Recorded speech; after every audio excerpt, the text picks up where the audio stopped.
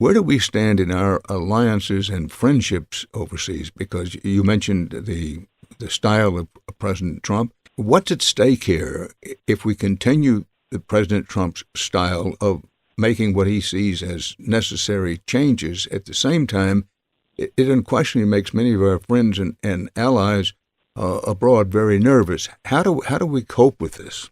You're right. I think on both sides we need to get a little of the emotion away. And I'll describe NATO first. When I went to Afghanistan in 2009 to command, the coalition was 46 nations that had come to Afghanistan to help the Afghan people.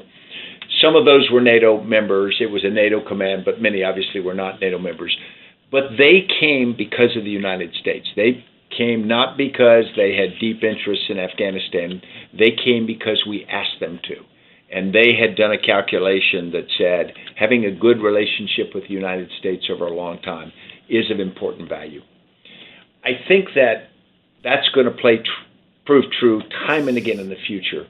Who will come when you need it just because you ask is going to be important. Now, on the other hand, I think when President Trump criticized NATO for each nation not spending as much on their national defense as they had committed to, I think that's a fair shot. Now, that's the same thing President Obama had done and Secretary Gates working before that had done. But I think President Trump sort of shooting around across their bow to do that is a fair and important thing to do. However, to the degree that we undermine long-term relationships, to the degree that we build up scar tissue, be it in that particular coalition or being it with other nations in the region, there will be a reckoning.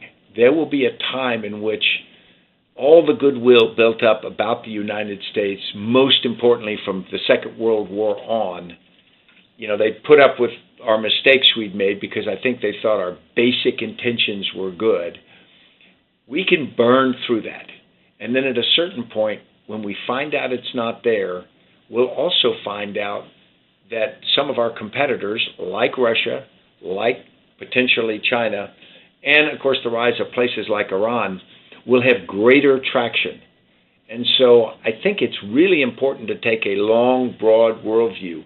I try to tell everybody, whenever you think about any action you're going to take, think about the next action you have to take.